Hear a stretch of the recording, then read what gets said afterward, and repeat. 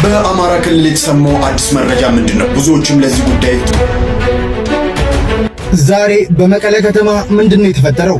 ከዛሬ ጠዋት ጀምሮ እኛ የአርሲ ኦርቶዶክሶች ነን፣ ኑ ሰማዕትነትን በጋራ እንቀበል። ዛሬ መቀሌ ምን እየተካሄደ ነው? ተመልከቱ ቪዲዮ። በርካታ ሰላም ለእናንተ ይሁን። እንደምን አላችሁ? እንደምን ቆያችሁ? አሜን። አምላከ አበው ቅዱስ እግዚአብሔር ስሙ የተመሰገነ ይሁን። በዛሬው ቪዲዮ በሁለቱ ክልሎች በትግራይና በአማራ ክልል ምንድነው የተፈጠረው? ይሄንን የተፈጠረውን ጉዳይ የማሳያችሁናል ማለት ነው። እንዲሁም ደግሞ በሐረር ለሚገኙ ለሐረር ኦርቶዶክሳውያን ማስጠንቀቂያ መልእክት ቪዲዮ አለ፣ እሱን የማሳያችሁናል ማለት ነው። እንዲሁም ሌሎች ጉዳዮችን ስለ አርሲም የምናነሳ ይሆናል ማለት ነው። አብራችሁን ቆዩ። እስቲ በቅድሚያ ይሄንን ቪዲዮ እንየው። በምስራቅ አርሲ የ60 ዓመት አባት ተገደሉ። በምስራቅ አርሲ ሀገረ ስብከት መርቲ ወረዳ በሚገኝ በአንድ ቀበሌ የ60 ዓመቱ አቶ ጌታውን ገብረ መድህን ትላንት ማታ 2 ሰዓት መገደላቸው ተነግሯል። ገዳዮቹ ነፍስ ከማጥፋትን በተጨማሪ ከብቶችና ንብረቶቻቸውንም መዝረፋቸው ነው የተገለጸው። በዚህ ወረዳ በሚገኝ ጋዶ ቀበሌ የሚኖሩ 5 ሰዎች ጥቅምት 24 ቀን 2018 ዓ.ም የእርሻ ስራቸውን አጠናቀው ምሳቸውን እየበሉ ባሉበት በታጣቂዎች በተከፈተባቸው የተኩስ እሩምታ መገደላቸው ይታወሳል። የሃይማኖት ተቋማት ጉባኤ ሃይማኖት ተኮር ግድያ እንዳልሆነ ከዚህ በፊት መግለጫ ማውጣታቸውን መዘገቤ ይታወሳል። እኛ የአርሲ ኦርቶዶክሶች ነን፣ ኑ ሰማዕትነትን በጋራ እንቀበል። ራሳችሁን አደራጁ ለምትሉን፣ ራስን ለማደራጀት እኮ ብዙ ነገር ያስፈልጋል። አደራጅ ራሱ ያስፈልጋል፣ ፋይናንስ ያስፈልጋል፣ ስትራቴጂክ ያስፈልጋል፣ አካሄዳለሁ አይደለም። ራሳችንን በመናደራጅበት ቀርቶ ሲያወሩት ቀላል ነው አይደል? ወንድሞችን እንግዲህ እንደሰማችኋቸው በአርሲ አሁንም ግድያው እንደቀጠለ ነው። የ65 ዓመት አረንጌ ሽማግሌ በግፍ ተገድሏል ማለት ነው። ሀብት ንብረታቸው እስኪዘረፍ ደርሷል። እንግዲህ እንደሰማችሁት የመደራጀት የመሰብሰብ አንድ የመሆን አብሮነት እንዲህ በቀላሉ የሚሆንላቸውም አልሆነም እኛ አርሲ ወገን ወንድሞቻችን ማለት ነው። ነገር ግን እየሞከሩት ይገኛል። የመጨረሻው አማራጭ መደራጀት፣ መሰብሰብ፣ ራስን መከላከል ስለሆነ ማለት ነው። እንግዲህ እነዚህ የአርሲ የተጠቁ ኦርቶዶክሳውያን አባቶቻችንን ቢነቅፉ ቢወቅሱ አባት አሉናችሁን ቢሉ ያምርባቸዋል። እነሱ በደሉ ደርሶባቸዋል፣ አግኝተውታል፣ ሆነዋል ማለት ነውና እነዚህ ትክክለኛ አባቶች ባካችሁ ብሎ አባቶችን የመተቸትም የመውቀስም የአባት ሁኑ ነው ለመጣራትም መብት ያላቸው ሰዎች ነው ማለት ነው። እስኪ ባይሰማው እንግዲህ አንድ ቪዲዮ እየተዘዋወረ ይገኛል። ጳጳሳቱን አባቶቻችን ካህናትን የሚያስፈራሩ ወጣቶች ተነስተዋል። እስኪ እንየው። እነዚህ ልጆች ምን እንደሚሉ ሰምተን እንመለስ አንዴ። በኦርቶዶክስ ቤተክርስቲያን ውስጥ ያላችሁ ጳጳሶችና ቄሶች ከምን አባታችሁ ነው የምትሰክሱት ለህዝቡ? የመዳንን መንገድ ለምንድን ነው የምትደብቁት? እኔ ዛሬ አስቀያሚ በጣም ያስጠላኝን ነገር አየሁ። ቤተክርስቲያን ሄዶ ሰው ግድግዳ የሳም በር የሳም ምናምን አየሁ። ቆይ እናንተ የምን አባ በር ነው የምታስመው? የምን አባ መስቀል ነው የምታስመው? የምን አባ ቅድስተ ቅድስ ምናምን እያልክ የምትሰክሰው ምንድነው? ጳጳሱ ቄሱ በጣም ተዋርደናል። ኦርቶዶክሲያን በጣም ተዋርደናል። እነዚህ ልጆች የት ሀገር እንዳሉ የት እንዳሉ ተይዘው ለህግ መቅረብ አለባቸው። ስማ አባቴ፣ አንተ በእርግጥ ልትሳሳት ትችላለህ። እዚህ ጋር ግን እኚህ የቀሰሱትና እኚህ ጳጳሶች ዝም ብሎ ከመሬት ተነስተው አይደለም ያመጡት። ታውቃለህ? ተረዳ። ይሄን መጀመሪያ አንተ እዚህ ጋር ቦዲ ስላደረግ ጓንት ስለለበስክ ምናምን አይደለም። ይሄን ነገር አርቀ ማሰብ አለብህ። ልንገርህ፣ አንተ እንደዚህ ስለተናገርክ ያኚህ ቄሶችና ጳጳሶች እንደዚህ አይነት ነገር አይመልሱልህም። እኚህ ቄሶችና ጳጳሶች አንተን ለማስተማር ነው ሞክሩት። እነዚህ ልጆች ያሉበት ተይዘው ራሱ ማሉ ህግ ራሱ ምን እንደሚወስን ማስተማር ካለ ያስተምራል፣ መቅጣት ካለበት ይቀጣል። ምናስተምር ከሆነ እናስተምራለን፣ የሚቀጣ ከሆነ በህግ ይቀጣል። ካልሆነ እኛ ኦርቶዶክሳውያን ዝም አንልም። ፍትህ እንፈልጋለን። ለነዚህ ልጆች ፍትህ እንፈልጋለን። አሁንም ቦን ነገም ቦን ተነጉዳም ቦን ፍትህ ነው የምንፈልገው። እነዚህ ልጆች ተፈልገው መያዝ ካለባቸው ተይዘው እኛ ማን በል እንዳለ ማን ይሄን ነገር አድርጉ እንዳለ በሉ ያለው ሰው ጋር ራሱ ተይዘው ለህግ ቀርበው ህግ ምን እንደሚወስን ወስኖ ይሄን ነገር ተቀብሎ ማስተካከለውን ነገር ያስተካክላል። ፎሎ ሼር ኮፕሊንግ ሌላውን ማለት ነው። ስለ ኦርቶዶክስ ምንም አታውቀው ነገር አለ። በቃ አንተ እዚህ ጋር ግድግዳ ሳመ ምናምን መስቀል እና መስቀል ላስሞ ነው እንደ ኢየሱስ ክርስቶስ የተሰቀለበት። እኛ የተዋሕዶ ልጆች ኦርቶዶክሳን በጣም ነው የምንወዳችሁ።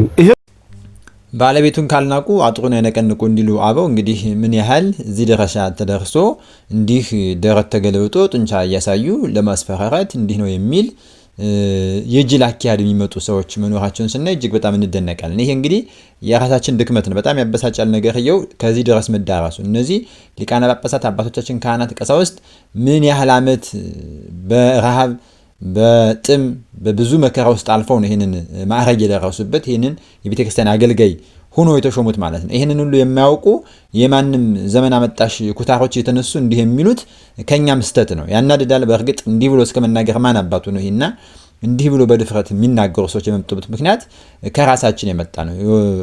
ይወጣል ስም ከቤት ይከተል ጎረቤት እንዲል ማለት ነው። ከቤት ያወጣንላቸውን ስም ነው አባቶቻችን እንንቃለን አናከብርም ብዙ ነገር። በእርግጥ አባቶቻችን አድክመውናል። ለቤተክርስቲያን ድምጽ አይሆኑም። ቤተክርስቲያን በሚገባው ልክ ያገለግሉ አይደሉም። ሌላ ዓለም ውስጥ ናቸው። ምቾትና ተድላ አብዝተዋል። ይሄ ያበሳጨን ያሐዘንን እናገራቸዋል። ነገር ግን ማንም ደግሞ ክፍታፉ እንዲከፍትባቸው አንፈልግም። እኛ ብንወቅሳቸው ልጆቻቸውን የሚገባ ነው። በአባትና በልጅ መካከል ማንም ጣልቃ ሊገባ አይገባም። ግን አንድ የተረዳሁት ነገር ስም ይወጣል ከቤት ይከተል ጎረቤት። በቃ እኛ ስላንቋሸሽናቸው እኛ ስለናቅናቸው ስላዩ ማንም የተነሳ አፉ ሊከፍትባቸው ችሏል። ያሳዝነኛል። በወልዲያ ከተማ የሚገኙ በርካታ የአብነት ተማሪዎች ከቤተክርስቲያን ቅጥር ግቢ ውስጥ ታፍነው እየተወሰዱ እንደሆነ ታውቋል።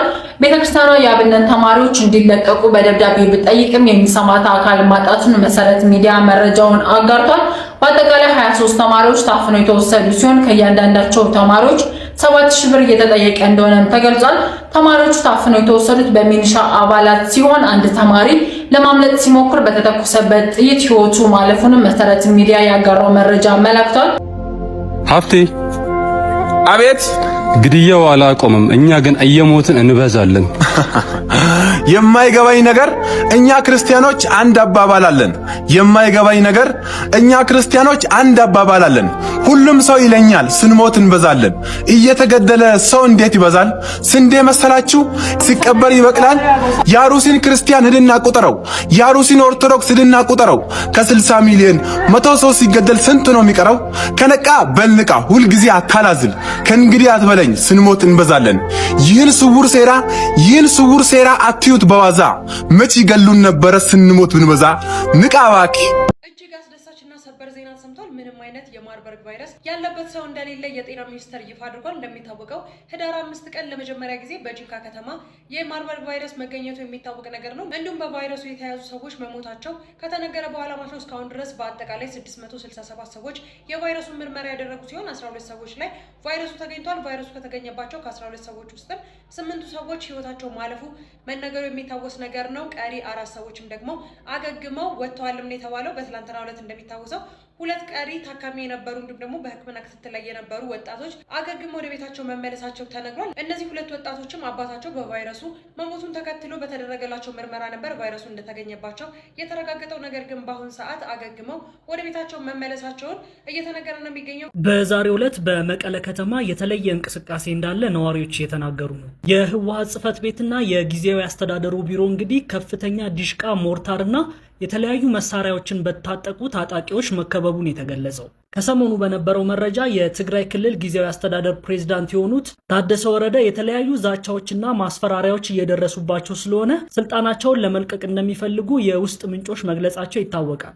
ታዲያ ዛሬ ከእንደርታ አካባቢ የተነሳ አርሚ 31 የሚባል ታጣቂ በመቀለ ከተማ በመግባት የህወሓት ጽሕፈት ቤትንና የጊዜያዊ አስተዳደር ቢሮውን ከቦ ነው የሚገኘው። የመቀለ ከተማ ነዋሪዎቹም በሁኔታው ተደናግጠው ሁኔታውን እየተከታተሉ መሆኑ ነው የታወቀው። ሰልፍ ይዘው በከተማዋ ሲንቀሳቀሱ የሚያሳይ ምስሎች እየወጡ ይገኛሉ። ዛሬ ጠዋት ማለትም ህዳር 25 2018 ዓመተ ምህረት የጀነራል ታደሰ ወረደ ቢሮ በሞንጆሪኖ ታጣቂዎች አርሚ 30 መከበቡ እንግዲህ የተነገረ ይገኛል። በተጨማሪም የህወሓት ቢሮ አካባቢ በርካታ ታጣቂዎች እንግዲህ ሰፍረዋል። እንዲሁ ደግሞ ሞንጆሪኖ ዛሬ ሙሉ ካቢኔዎቹን አስቸኳይ ስብሰባ በመቀሌ ጠርተዋል። በህወሓት የሚተዳደሩ የንግድና ሌሎች ድርጅቶች የባንክ አካውንት እንዲታገድም ለሁሉ ባንኮች እንግዲህ ተጽፏል። ከትላንት ጀምሮ በተለየ ሁኔታ በህወሓት አመራሮች አካባቢ እንግዲህ ከፍተኛ ውጥረት የተሰማ ይገኛል። ዛሬ በመቀለ ከተማ ምንድነው የተፈጠረው?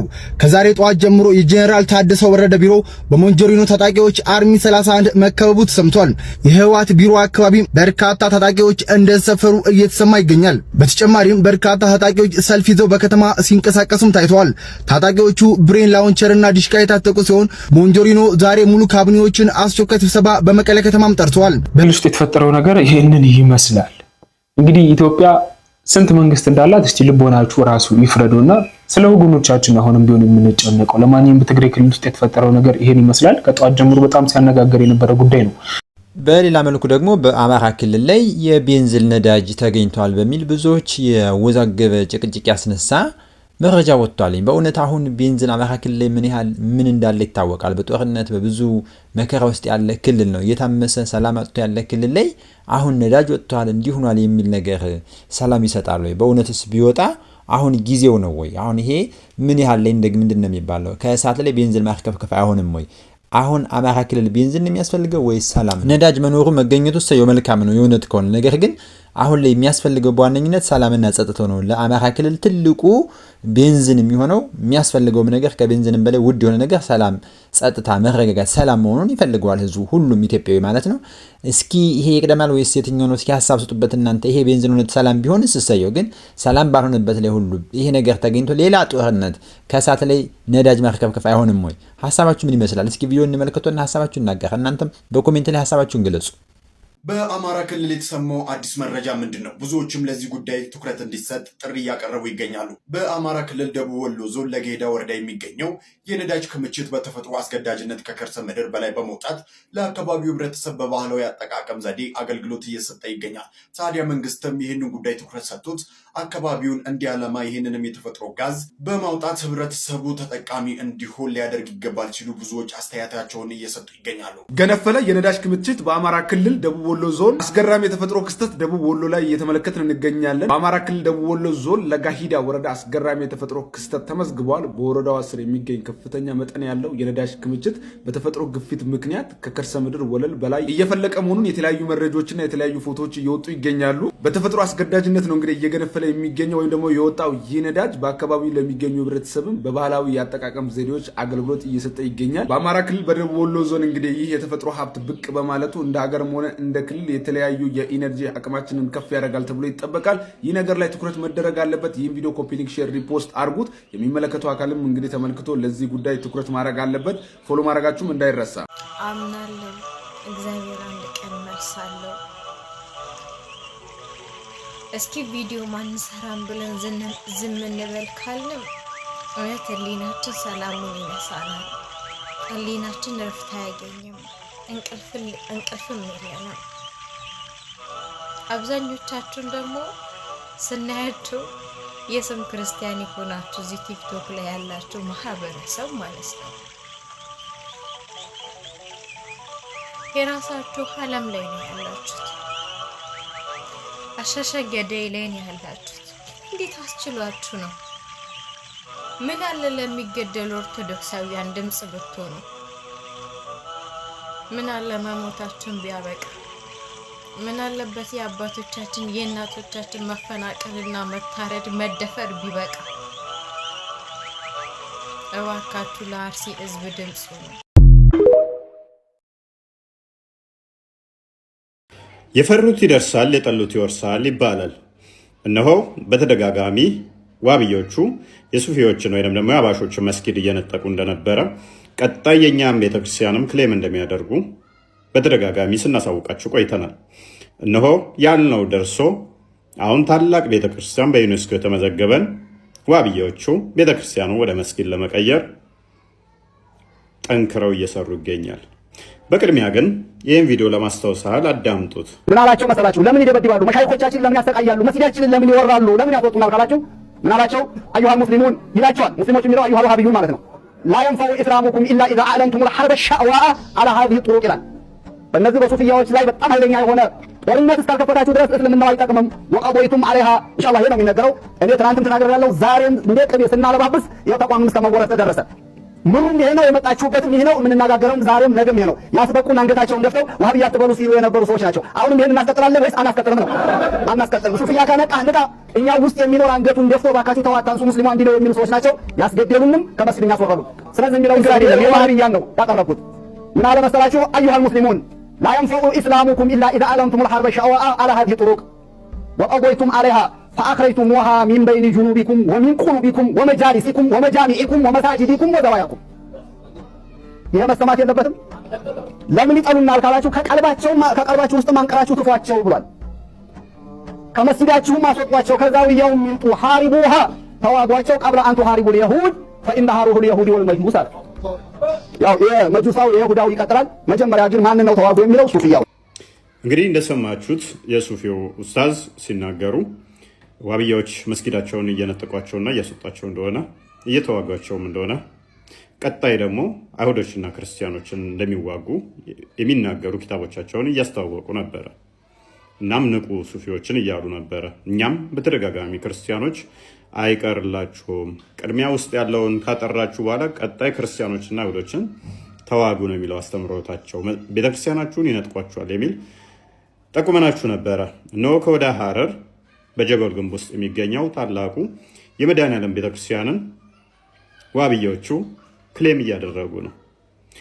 ታሪክ ይጽፋሉ፣ ታሪክ ይፈጥራሉ በራሳቸው። ከዛ በኋላ ያ ቤተክርስቲያን በአፄ ምኒልክ ጊዜ አስቀድሞ መስጊድ ነበረ፣ አፄ ምኒልክ ወስዶብን ነው የሚል ተረት ተረት ለልጆቻቸው ይነግሩ ያሳደጉና አሁን እነሆ አቅም ሲያገኙ ቤተክርስቲያኑ ወደ መስጊድ መቀየር አለበት እያሉ ነው ክርስቲያኖች። ቤተክርስቲያኑ እንግዲህ ታላቅ ቅርስ ተብሎ በዩኔስኮ የተመዘገበ ነው። ግን ክርስቲያኖቹን እዛ አካባቢ ያሉትን አጽድተዋቸዋል። አሁን ክርስቲያኖቹን አጽድተዋል። ቤተክርስቲያኑ ደግሞ ወደ መስጊድ መቀየር አለበት እያሉ ከፍተኛ ንቅናቄ እያካሄዱ ይገኛል። አባቶች ምን እያሉ ነው? እኛስ ምን እየሰራን ነው? ይህ መረጃ ለማንኛውም ሼር አድርጉት። የሐረር አስተዳዳሪዎቻቸው ሐረርን የሚመሩ እነማን እንደሆኑ እንኳን አይታወቅም። ምክንያቱም ሃይማኖቱና ፖለቲካው ተቀያይጦ መስጊድ እንኳን የሚሰራው እዛው በህዝቡ ገንዘብ ነው። which means በመንግስት ገንዘብ ነው የሚሰራው። የክርስቲያኖቹ መኖሪያዎች ተፈናቅለው እንዲለቁ ተደርገዋል።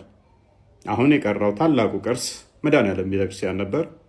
እርሱንም ወደ መስጊድ ሊቀይሩት በታላቅ ርብርብ ላይ ናቸው። ላልሰማ ሰሙ። በአንድ ወቅት ስለ አሜሪካ ሳነብ አንድ መጽሐፍ ላይ የአሜሪካ የደህንነት ዋስትናዋ ምንድን ነው? ሰላም፣ ጸጥታና ፍጹም ከሽብር የማትነካ ሀያል ሀገር የመሆኗ የደህንነቷ ሚስጥር ምንድን ነው ሲባል ያየሁት መጽሐፍ ላይ ምን ይላል? አሜሪካኖች አይሆንም እንትተሽ ይሆናልን ፍሪ ስለሚሉ አስቀድሞ አደጋና ችግርን አፈንፍነው ስለሚታዩ አነፍንፈው ስለሚያዩ ችግሮችን ሁሉ ያስወግዳሉ። አስቀድመው ነው ከመሆኑ በፊት ነው እንጂ ከሆነ በኋላ አያላዝኑም። ስለዚህ አይሆንም እንትተሽ ይሆናልን ፍሪ የሚል ብሂል አላቸው ብለውና እንግዲህ ወንድማችን እፎይ እንዳለው እንዲህ ያለ ነገሮች የተካሄዱ ነው። አስቀድሞ የሐሰት ትርክት ይሰጣል ማለት ነው። ምኒልክ በደለን፣ በዚያ መጡ አጼዎቹ ንጉስታት እንዲያደርገውናል፣ የአንድ ሃይማኖት ነበር የሚል የሐሰት ትርክት የማሳቀቅ የማለቃቀስ ምንም በሌለበት የሐሰት ትርክት እያለቃቀሱ የሐሰት ትርክት ዘራሉ። በመጽሐፍ ይጽፉታል፣ በቪዲዮ ይሰራለታል፣ ብዙ ነገር እንቅስቃሴዎች ይደረግበታል። ከዛ ደግሞ ወደ ተግባር ይኬዳል ማለት ነው። ይሄንን እያደረጉ ነው የሚገኙት በተለይ በሐረር ማለት ነው። የሐረር ኦርቶዶክሳውያን ሁላችንም ከጎናችሁ ነን። ነገሮችን በጥንቃቄ በትኩረት ተመልከቱ። ፍጹም ሰላማዊ በሆነ መንገድ ራሳችሁን በመጠበቅ ያለውን ሁኔታ እንድትከታተሉ አደራ እያልን እንግዲህ ስላለው ሁኔታ እንግዲህ በመጨረሻም እህታችን በጣም በሚያሳዝን ሁኔታ ከተናገረችው ቪዲዮ ላይ እንደሰማችሁት የአርሲ ክርስቲያኖች የአርሲ ኦርቶዶክሳውያን ግፍና መከራ እስከ መቼ ነው በዚህ ሁኔታ ውስጥ የሚቀጥለው? ምንድን ነው የሚደረገው? በእውነት እግዚአብሔር መፍትሄ እንዳለው አንድ ቀን እንደሚፈርድ እናውቃለን። ግን ከዛ ውጭ እግዚአብሔር የሚሰራው በሰዎች ነውና አባቶቻችንን ማንቃት፣ እኛም እርስ በርስ በየዕለቱ መረጃዎችን መለዋወጥ፣ የሚደረገውን ነገር ሁሉ ማድረግ ይገባናል እንጂ በነገሮች ሁሉ የአንድ ሳምንት አጀንዳ ጩኸት ብቻ አድርገን የምንተወው ጉዳይ መሆን የለበትም። እጅግ በጣም በአርሲ ውስጥ ኦርቶዶክሳውያን ቀና ብሎ መሄድ እስኪያክታቸው ድረስ እየተሳደዱ የኔሮን ቄሳር የኋለኛው ዘመን የሰማዕታት ዘመን እየመጣ ነው በሀገራችን ማለት ነው። ኔሮንስ እንግዲህ ክርስቲያኖችን ፍጹም ጠልቶ በአዋጅ አውጆ ክርስቲያን እንዳላይ ብሎ ክርስቲያኖችን ሲያሳድድ፣ ሐዋርያትን ሲገድል፣ ሲያሰድድ፣ ሲያፈናቅል ሰማዕታት ሲያደርግ ነበር። እኛ ግን በገንዛ ሀገራችን በገንዛ ህገ መንግስታችን ባልጸደቀበት ሁኔታ እንግዲህ እየተደረገ ያለው ሁኔታ እጅግ በጣም የሚያሳዝን ነው እና በህግ የጸደቀ እስኪመስል ድረስ ክርስቲያኖች አንገታቸውን ቀና ብለው እንዳይሄዱ እየተደረገ ነው የሚገኘው። የአርሲ ኦርቶዶክሳውያን ያሳዝናሉ። ከጎናቸው ልንቆም ይገባል። ዛሬም ዘወትርም ስለነሱ ድምጽ ማሰማትን ቸል አንበል። የተለያዩ እንቅስቃሴዎችን መፍጠር ይገባል።